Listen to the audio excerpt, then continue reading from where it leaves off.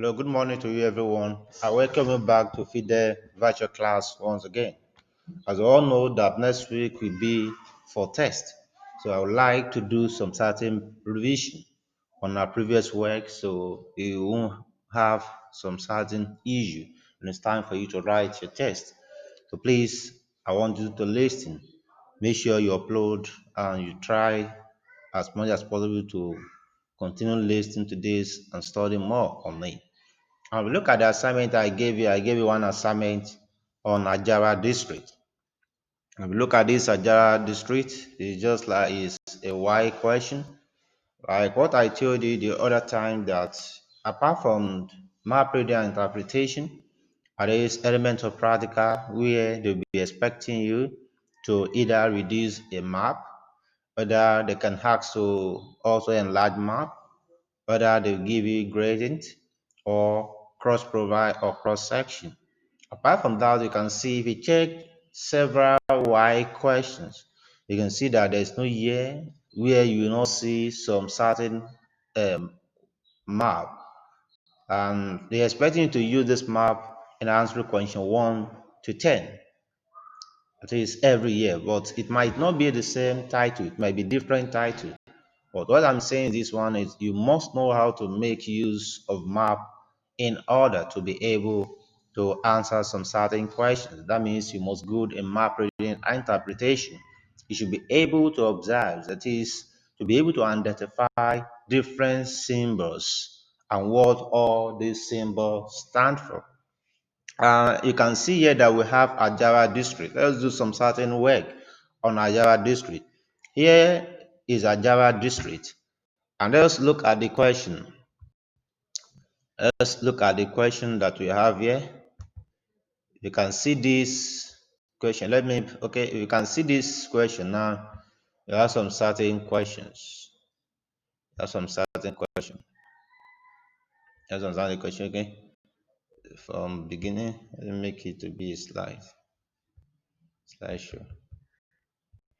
And you can see now, you have Ajara district map. This Ajara district. Okay, look at the question number 1. The most likely occupation of the people of Ajara district is dash. That's the question. Look at the question by 1. The most likely occupation of the people of Ajara district is dash. And look at this map properly. You have Ajara district. That is, the whole map here is referred as Ajara. You can see you have a re-quarry site, and you can see forest, you can see railway track, you can see area liable to flood. Now if you look at what do you think to be the major occupation of people in Ajara settlement? If I may ask you, because you have been given this question before, what do you think to be the likely occupation of Ajara district people? If you look at this area, you can see area liable to flood. You can see plantation, you can see many trees here. You can see quarry site. And look at Ajara here. You can see Ajara mark. Apart from this map that refers as Ajara in general, here now we see CH here on this map. Look at this Ajara towards the eastern part, where you have your cardinal point here. You can see the Ajara map here. You can see CH, which means church. You can see MKT, which means markets. You can see LCH, which means ski. And apart from that, look at that sign that you have in that environment. And if you look at it properly, you can see railway tracks. Then look at this symbol where you have your 200. What does it symbol stand for? The symbol stand for quarry and site there. Then look at this symbol that we have in this Ajara properly. And let's go back and see what they're expecting us to do here. Let's look at the symbol properly. Don't look at the symbol. You have the query. We have the inquiries. If you look at that area, it's mining. The major occupation of people around Ajara is mining work. That is, in that environment, their major occupation is mining work. There, you can see. Go and look for the interpretation of this symbol. You can see it here. Then you can see different railway here. That is, this railway track serve as a feeder. It serves as a feeder to Ajara, because if you want to enjoy, or if you want to enjoy your materials, raw material you have extracted, you have mined so far, the easiest means of transportation is railway. And if you can remember properly, I said the railway is the most cheap, is one of the cheapest. That is, we are talking about conveying the raw materials from one place to another. And you can see that if you look at the history of railway properly, that is, the railway started as a result of what, of revolution in what, of industry. That's one of the factors responsible for that. That is, when many industries started springing up, and you know that they will need raw materials now. That, but as a result of that railway track, they can be able to convey, use that one to convey their raw materials from one place to another. What I'm saying is this: the major occupation of people at that Ajara is mining. Then let's look at the next question here. They say, where can best be described as dash? Then you have to go back to that map again, then look at aware. Then what are the major features that you can see there? What are the major things that can use to describe why is aware could be referred to what as types of settlement. That's why that means you have to go back to that map and locate aware. Then where do we have? You can see aware there. You can see what aware about that environment. Then look at the railway uh, track there, and you can see that two major roads. I mean, we have railway pass through that place. Then we also have another one that passes. Then that means any environment where you have two areas that make what on the map, what does it stand for? Two areas where two roads. If you are talking about the rivers, any area where two rivers meet can be referred as what, as a re-confluence. It can be referred as what, as a confluence. But if I may ask you, two areas, I want to get this one right. A two area where two roads meet in nature under, if you are doing map reading and interpretation, what's the name? What's the name you can give to that area? Two places where two roads meet. It can be referred to what, as what in geography? If it is river, we know that that one can be referred as confluence. But if it's now road, eh, what can that place can be referred to what, as what? Nobody. I've taught you and I've explained this. I've talked about it several times. I've talked about this several times. I'm expecting you to be. That's why I said you must make sure you study your map properly. If you don't know how to study your map and interpret the map, it might be some certain issue. There will be some certain issue. That means the difference between the places where two rivers meet and the places where road meet. So, before that, well, please be thinking about that. Be thinking about that. And if you have the number 3 there, the feature marked P can best be described as, where is P? Where is P? Where is P? Where is our P? We have A, then we have P. That's a swearing. Swearing. Then 4. The bearing of Gormon from urine is approximately Gormon from urine. Gormon, Gormon from urine. This Gormon, this urine from urine. Let's look at from. Let's look at from. The bearing of Gormon from Urin is approximately Gormon from Urin. That means you start your reading from Urin. The first cardinal point, that's 90. The second one, 45 degree. That's 90 plus 45 degree. That's 135 degree. It's approximately 135 uh, degree. Then number 5. The point marked A on the map is best known as dash. The best, that's area liable to flood. Area liable to flood. The crop flight distance between Etu and Oni is approximately. And if you are to calculate the crow fly distance between Etu and Ani, the crow fly means you should place your ruler direct. Place your ruler direct and measure. Place your ruler direct and measure. Then you now convert it based on the scale of the map. Then what's the scale of the map here? The scale of the map is 1 ratio 200,000. It's 1 ratio 200,000. That means you have to relate it with the scale of the map. And if you look at this one, immediately what I measure it, I have 6. Since the scale of the map is 2, that means you multiply by 2, which is also 12, um, 12 kilometer. But mind you, if you place your ruler there and the scale of the map is now half, what would be your answer? If the scale of the map is now half, what would be your answer?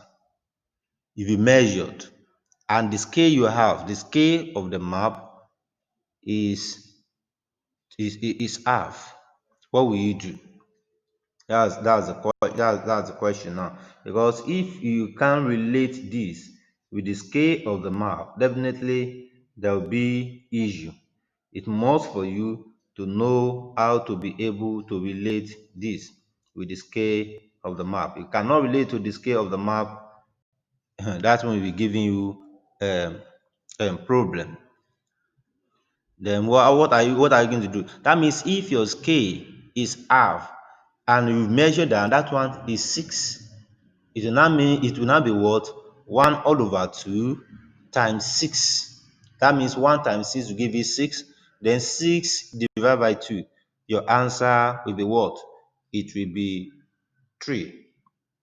Your answer will be 3. And mind you, if the scale of the map is 1, which means 1 ratio 100,000, which means if you look at it now, that's the 1 km. That means what will not be your scale? Your scale will not be 6 multiplied by 1, which is that your 1 kilometer. Then your answer will not be 1 kilometer. That means what? You have to consider the scale of the map. If you don't consider the scale of the map, you also want to be having some an issue there. So it's very, very important for you to take note of that. Like the question I asked you the other time, that if in the place where two river meet is referred as confluence, but mind you, if you look at the A, where can be best be described as dash. Can we call it confluence? No, we call it northern town. Northern town. Nodal, northern town. That is the places where two roads meet is referred as what at northern town, not confluence town. So please, I want to go back and make sure you work on that, and we have unlocked on that. And if the map is enlarged to twice its size, the new scale will be what? That is, if you look at it here, mind you, I want to remember this. If you are enlarging the map, your scale will be reducing. You get it right? If you are enlarging the map, your scale will be reducing. If you are reducing the map, your scale will be increasing. So what do you think it will not happen? And look at this K. If you look at this K properly, look at this K. This one is what? Is 2. Then what do you think to happen? If you are to if you are to enlarge it twice, if this your scale is to be enlarged twice of original size. And since what we have there is 2, it will not be what? 2 divided by 2, it will not be what? It will not be 1. So that means what? Your new scale, it will be 1. So please kindly take note of that. Very, very, very, very important. Very, very, very important. So that's what the first thing we did during that period of time on the map reading. That's the first thing we did during that period of time. And the next thing that we want to look at briefly now will be satellite remote sensing. We want to look at satellite remote sensing. Satellite remote sensing. And if you look at this satellite remote sensing properly, like what I said the other time, that is, there's a way you can capture information. There's a way you can obtain data. There's a way you can also do some certain analysis on data. We call it data analysis. And under data analysis, I said you need people and you need computer. And not only that means what you have some certain tools before you can get before all the information you've gathered, you've collected, you can be talking about the analysis of that. And if you look at it, I said, if we are talking about remote sensing, I said remote sensing is the process of detecting and monitoring the physical characteristics of an area by measuring it reflected and emitted radiation at a distance. And if we look at it now, I said at a distance, typically for satellite or aircraft, and space camera collect remotely sensed images which help researchers sense things about the Earth. Some examples are we have cameras, we have switch systems, ship can be um, can be used. We have camera and we have some specific remotely sensed images on Earth, that is large forest and among others. Then apart from that, if you look at it, I display some certain uh, information that have been captured. We heard of satellite remote sensing. This is Abuja, Nigeria, as of 2006. Then look at another one, that's Lagos Nigeria Airport. You can see as at 30th December 2003, that's the help the work of satellite remote sensors. And then what is remote? If you look at it now, we have remote sensors. That is, remote sensors can be either passive or active. Passive sensors respond to external stimuli. They record natural energy that is reflected or emitted from the Earth's surface. The most common source of radiation detected by passive sensors is reflected sunlight. In contrast, active sensors use internal stimuli to collect data about Earth.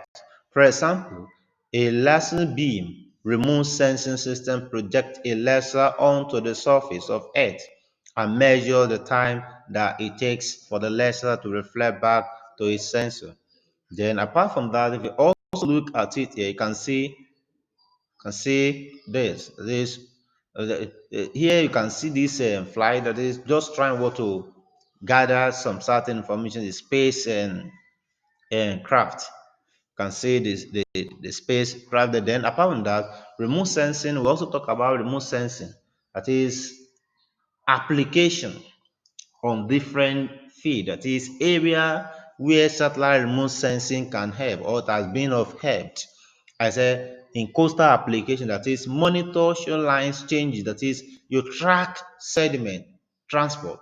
And not only that, the map coastal feature, that is data can be used for coastal mapping and erosion prevention. That is what you, with aid of satellite remote sensing, you can monitor coastal environment. And not only that, now ocean application, that is because for ocean also monitor ocean circulation and current systems or waves also, you also need satellite remote sensing. In hazard assessment, that is track hurricanes, earthquakes, erosion and floodings All those that can refer as environmental problems, they can also be tracked down with the help of satellite remote sensing. Then we have the natural resource management, that is monitor land use, map wetland, and chart wildlife habitat. Data can be used to minimize the damages that urban growth has on the environment and help decide how to best protect natural resources. That means we need satellite remote sensing in almost in all feed. Then now say remote sensing. If you look at it now, when we talk about satellite remote sensing, we have different ways of gathering data. We have different gadgets you can also make use of in nature. As you can see in this data, that we have different gadgets, we have different means, we have different tools, or we can use for us to be able to get data, to be able to obtain facts. We have war balloons, we have telescope telegraph, we have spacecraft, camera, film draw, spacecraft, scanners, or push broom, instrument, digital transition, electro-optical systems, and you have corona system. If you look at all this one, they are all devices that you can use for gathering data, for collecting data. That means the satellite remote sensing has also helped in that aspect if you look at it properly. Then apart from that, we also have some certain topic here that is human geography, where we talk about world population. We also talk about the world population. That's why I say if you examine a world map showing the distribution of population, such as simplified map web, it will be immediately clear that the world population is unevenly distributed. Some areas are densely populated, while some areas are tiny or sparsely populated. That is, what the message I'm passing across to you is this: population can never be the same all over the places. Population of a place vary, like what I told you the other time, that we have some area where you can experience nucleated population. We have some area, what we have there is dispersed population. That's what we have in that environment. It varies. Why? Because we have many factors for that. It might be physical factors, it must also be human factors. That is, the population of a particular area depends on the climatic factors in that environment at times, or the human factors. Then, apart from that, we look at patterns of world population. Pattern of world population, then problems of rapid and growth populations, and we also talk about advantages and disadvantages of low and high density population. And you can see here that is pattern of the world population distribution. Here, as a pattern of world population distribution is rooted into three, which are: one, we have the very densely populated part of the world. That is, if you check the map, we have some area that can be classified or referred to as densely populated part of the world because of some certain factors, because of some certain reason. And the most densely populated areas of the world include: we have industrial northwest Europe, and these include countries like Great Britain, France, Germany, Denmark, Belgium. And apart from that, these areas are highly industrialized due to the presence of coal and iron. That is, because there's a presence of raw materials or mineral resources here. That's one of the reasons why this area population started increasing. Can you see here? Industrial Northwest Europe.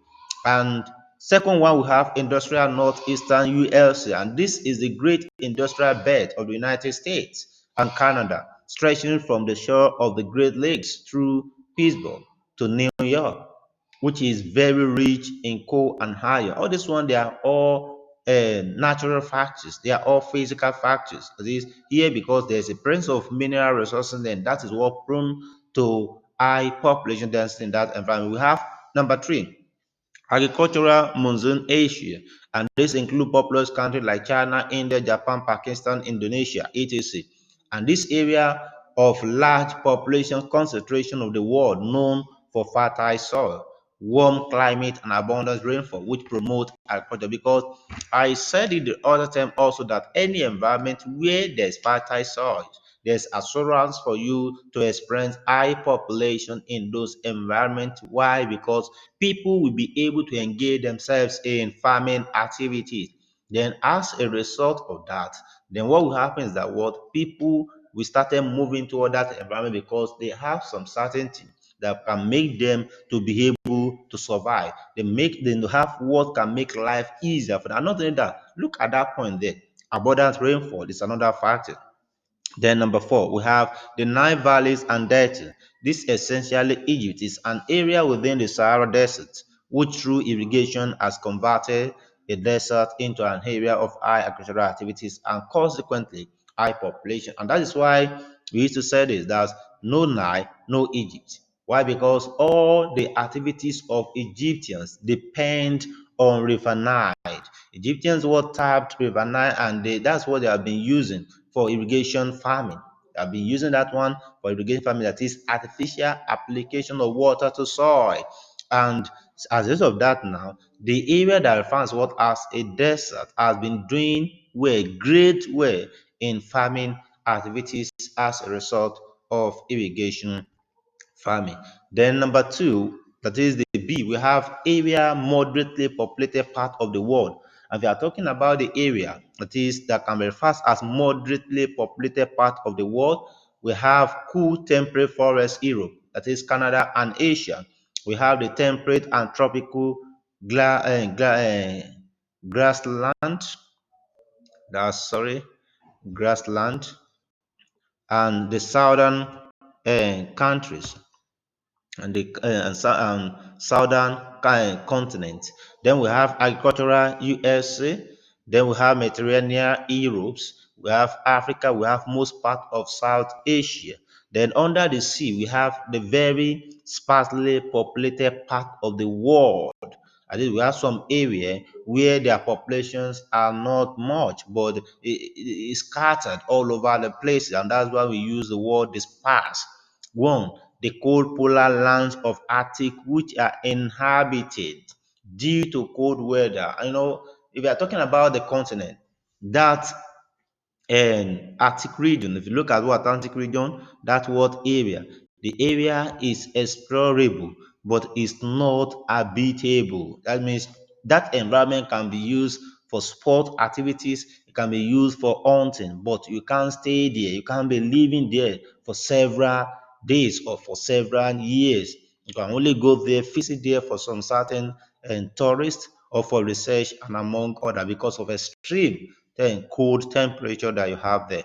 The Canadians and Eurasians, tundras and Greenland also due to cold weather. They have dispersed segment. We have the all desert of the world, like Kalahari and then desert, which is the world the largest desert. The Atacama, the Sahara, it is due to the hot weathers and dryness, and not only word dryness, no rainfall. Then we have number four there, the dense tropical rainforest, like the Amazon basin, that is in South America, the Congo, like also referred as Sahel basin, also in Africa, the Central Africa. Both are uninhabited jungles. Because instead of that now, that environment can be referred to what as the scattering population and density. Then, if you look at it here, all this area, whether the population is low or high, we have some certain problem. But now we want to look at problems of rapid population growth. Problems of rapid population growth. And we are going to, if we look at it here, that is environment where they have experienced rapid population growth, where their population has been increased greatly, then what will now be some certain problems, like what we're experiencing in some parts of Nigeria these days. One, high rate of infant mortalities in certain in growing population because of social pressures that they cannot control. Then two, high mobility will also result in a rapidly growing population there. That is the population they cannot even what control. Then three, rapid population growth is always accompanied by food shortages, like what we are experiencing, although our own is not because of that, but it was as sort of corrupt leader that we have. But they let you know that if we don't control the birth, if there's no what birth control, we started giving birth just anyhow, the population started what increasing and we started experiencing pressure. That means what? There will be shortage of food. Then four, the pressure on the low lean what social services may also lead to low life expectancy.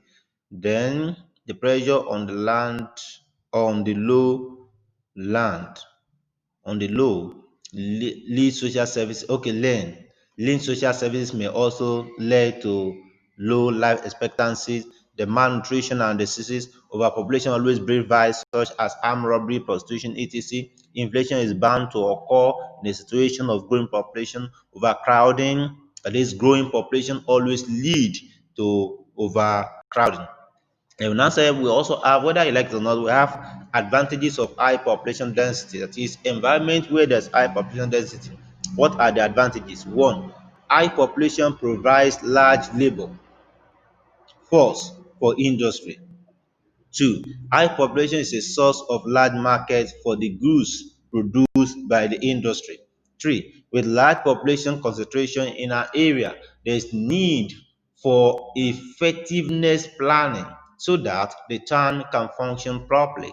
Many people are brought together, and this can promote unity among the diverse people in the country. And that's one of the advantage of nucleated population. It is environment where people they merge work together as if there is no space like Lagos for security purpose.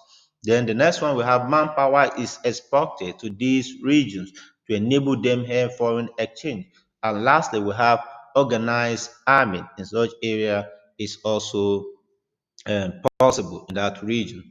And now that we have this, we have talked about these advantages of high population density.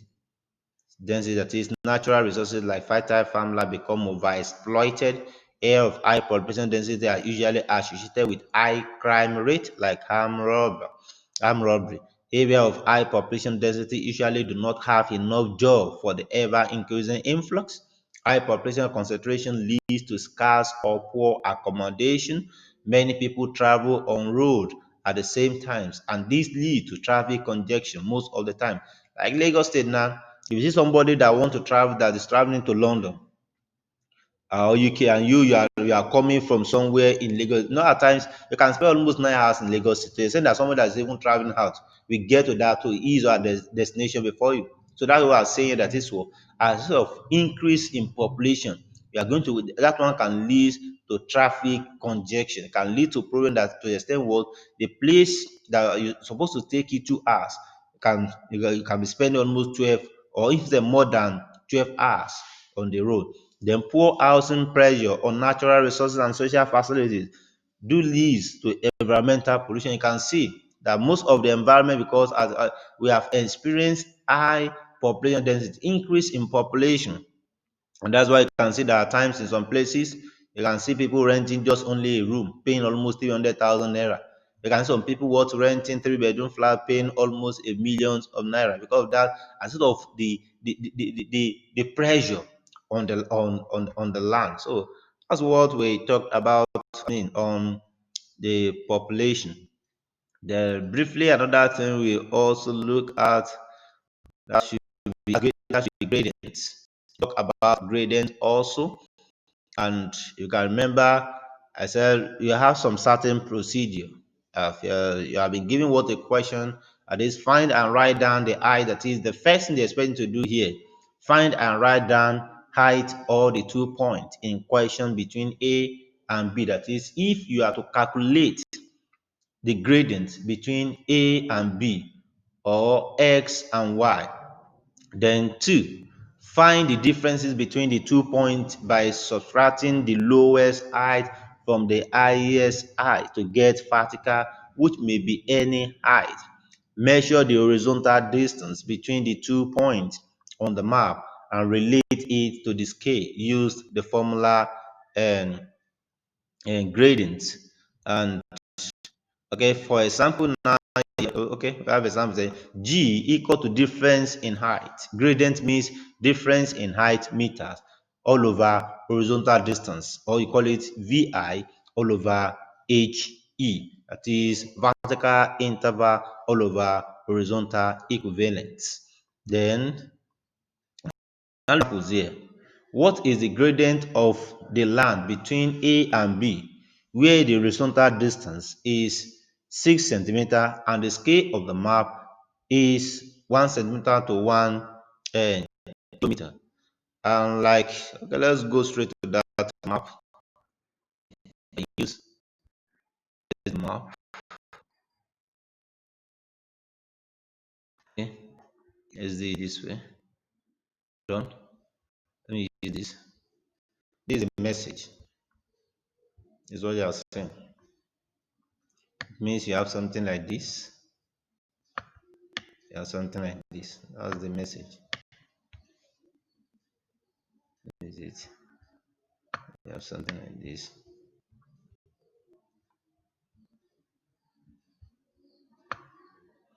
Okay, come back here. As gradient, adjust to for better understanding. Let me find it.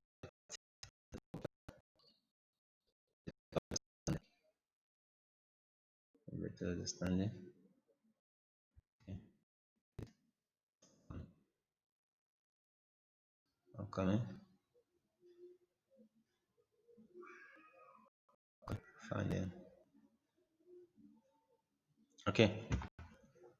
Let's now assume that, what's my paint? Okay. Let's assume that this this place is now what? Let's assume that this is 100. Let's assume that this is 100. That's what they are telling you. This place is 100. Let's assume that this place is now 500.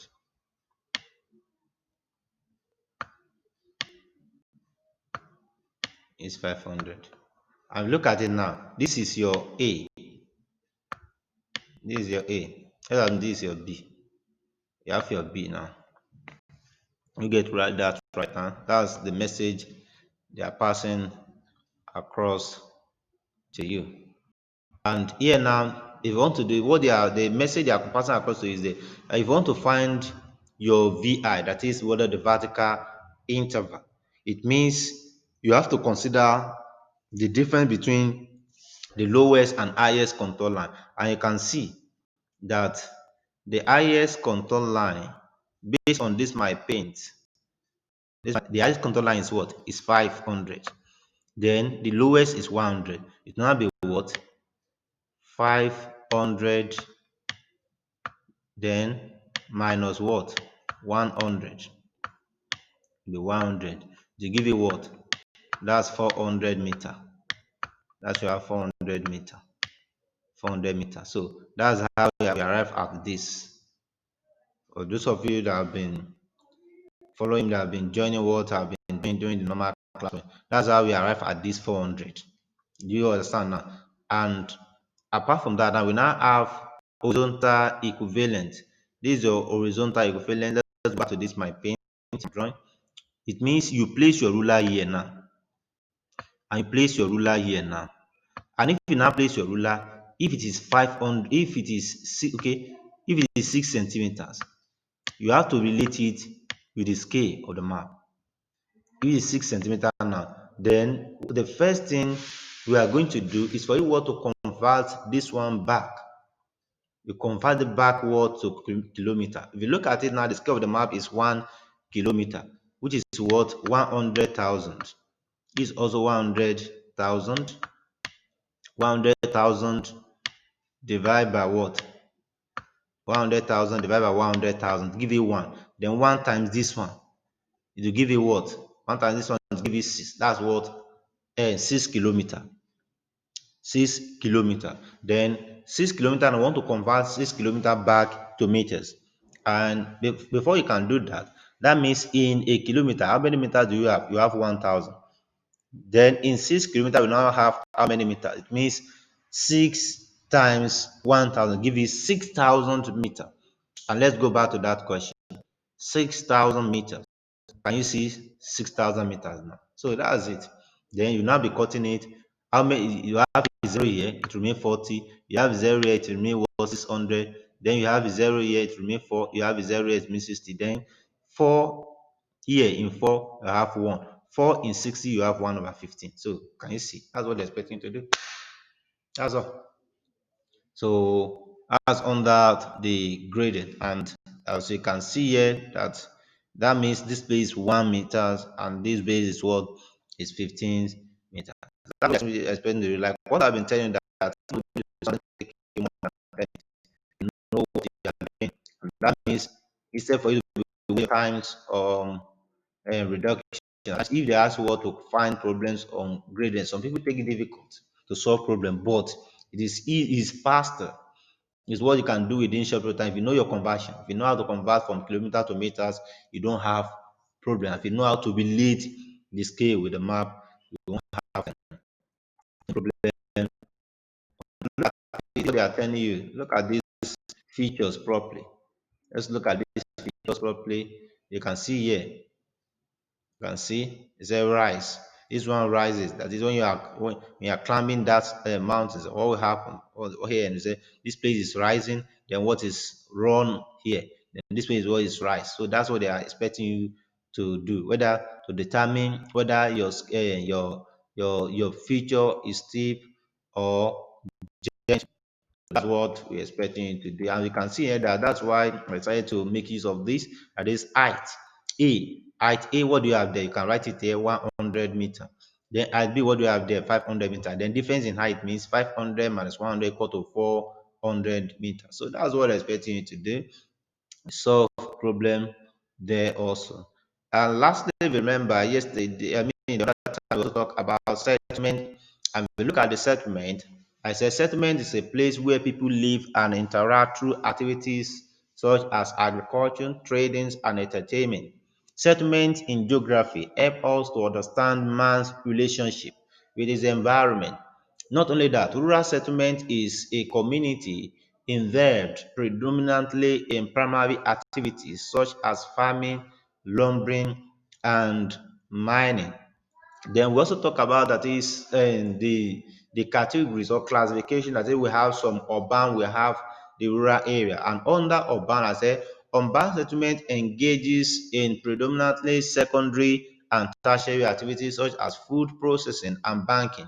Apart from that, there's also what correlation between functions, population size, population densities in both settlement. That is, whether you're in a rural or urban area, you have to what there you have to consider the population density. There's correlation between the population density in that environment. And here now we can see some certain uniqueness. That is, we are talking about rural settlement. It's a community which involve predominantly in primary activities like farming, lumbering, and mining. We are talking urban settlement. Urban settlement engages predominantly in secondary and tertiary activity. That means what there's relationship between urban and rural settlement. Apart from that, there's also correlation between function, that is population size and population density of the both settlement. A rural settlement tend to have a small population and low population density. Urban settlement often have a large population size and high population density also. Then if you now look at it here, we have, if you are talking about site factors for settlement or favorable condition for a settlement, we have some certain things you have to put into consideration. First, you have to consider water supply. That is, water is essential for human survival and agricultural activity. That means in an environment where the people they don't have access to water. That means in that environment you can't you can't experience nucleated population in that environment. Then apart from that, environment where people they don't have access to water, what do you think you have in that environment? And that environment cannot be referred to what as a real urban area. And not only that, is a relief, that is the availability of broad flat land, just as flood plain, that is plain undulating land promote high population density, support more population than high hilly areas. Area where there's a barrier like mountains can also one can discourage more people from living in a particular area. Soil fertility, You can see what this one can be in two ways. That is, if the soil are fertile, it encourage more people. It increase what the population density of that area. Why? Because people will be engaging in farming. But in that environment, if the soil there are not fertile, that means there will definitely be some certain problem. And shelter, which are the sheltered from natural elements. Rain-spread islands with harsh cold climate are conducive for settlement. Defense, threat from enemies and predatory animals draw people to live together for protection. In an environment where there is defense, population will also grow there. Then we say factors affecting the growth of settlement in area. We have several factors, but the following are some major one. People are likely to be settled in areas that are easily accessible by road. That is why if you see some people they want to rent house or they are looking for accommodation, they'll be asking whether that place is not far from the road. Why? Because what area where people they want to be living, they prefer living in environment that are accessible.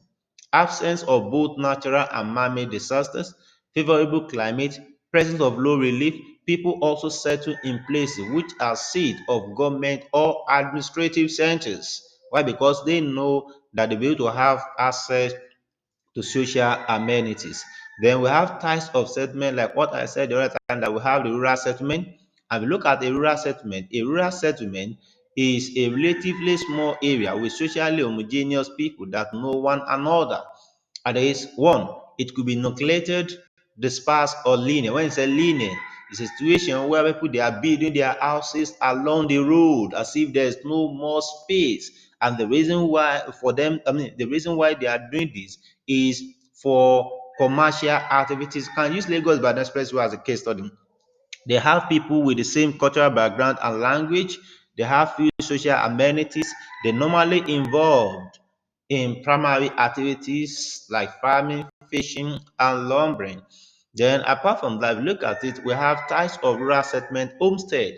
This is one family resident. It is you can only see two or more or one or two family living in a particular area. But as time goes on, when the population started increasing now, it can turn toward the arm that is the settlement may be nucleated with few houses apart from that. Then after that one, if they started increasing, it turned to village. And this is a large nucleated rural settlement formed from the combination of several hamlets.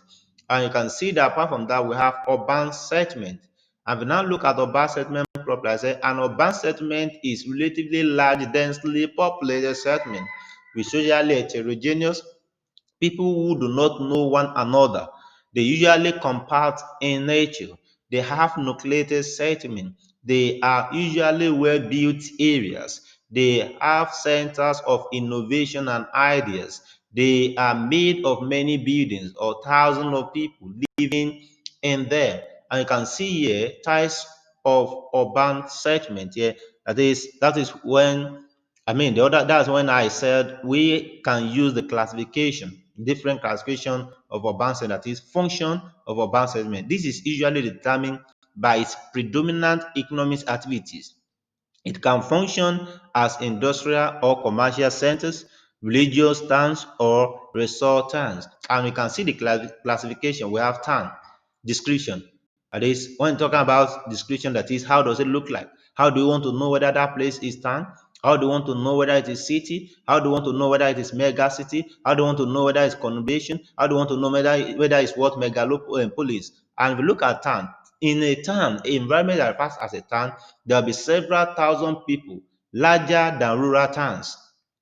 Then city, we have city means a few million people. Then when talking about mega city, it means at least 10 million people. Then we have a conurbation here that is formed by the merging of a few cities. You can use Lagos and Ogun as a case study. As in when people they be living around A4. You ask them, they'll be telling you what they are living in also what in Ogun State.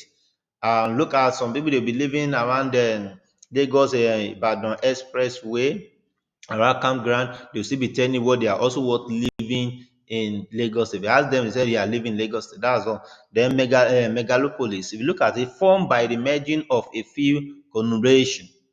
And then apart from that, we also talk about the structure of towns and city. That is, in that towns and city, There will always be residential areas.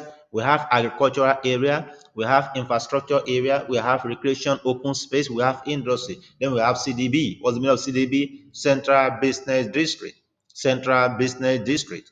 Then we have urban growth, that is the towns and city growth in size and number as the urban population expand. The rapid rate of urbanization in developed and developing countries bring a host of urban problems due to a large increase in the number of urban dwellers that community.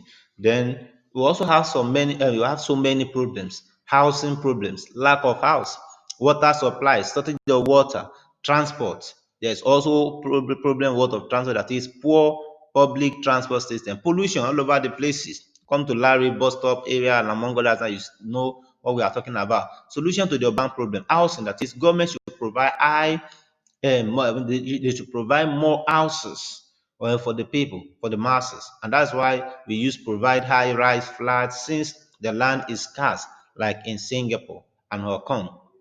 Provide low cost housing to relocate slums dwellers. These people that are facing some certain challenges, natural disasters, among other, should be relocated. Improve the living condition of slum and squatters settlement.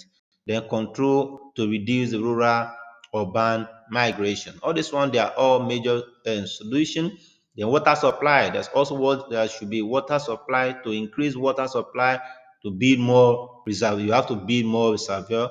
Transport, that is to ease congestion in developed countries. Road and railway network have to extend it. Our government are trying in that aspect. Then you should also make use of all waterways as another means of decongest the traffic. Then lastly, we also talk about pollution. That is several ways to curb pollution. That is impose fine to protect the environmental, such as litterings and emission of excessive exhaust fumes. Land pollution to collect the waste 3 times a day. Then not only that, water pollution, increase the numbers of sewage pipes in the city. Noise pollution, that is piling work should be done in daylight at certain hours, and growing trees as a noise leaving in the expressway. You can see all this one, they are all way forward. So please, I'm expecting what to read all the topic you've been taught. If they're doing the extensions, all the topic you've been taught during the extension, those of you have been joining my classes, please, I'm expecting you to read all. Then your class, your test will be next week, and you also want to resuming on Monday. May God protect us. May He preserve us. What then until then we'll be able to unlock some certain information. Unlock some certain problems, some certain information that have been locked. We are going to unlock them and answer some certain questions during our physical class after, immediately you resume back next week. So please, may God help us all and try as much as possible to do all the necessary assignments so I'll be able to compile your scores and among others. So when you get back to school next week, you know the format or the pattern that is going to what to take. So bye bye everybody.